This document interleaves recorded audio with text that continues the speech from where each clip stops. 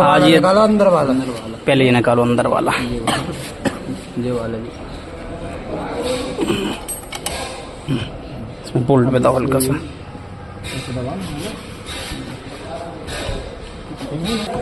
तो गाइस आप देख सकते हैं दूसरा दिन हुआ है आज स्टूडेंट को ब्रेक पैड चेंज कर रहा है। इनको बहुत ही अच्छी तरीके से आ रहा है और समझ में आ रहा है। आप देख सकते हैं ये चेंज कर रहा है। पहले पीछे वाला लगाओ।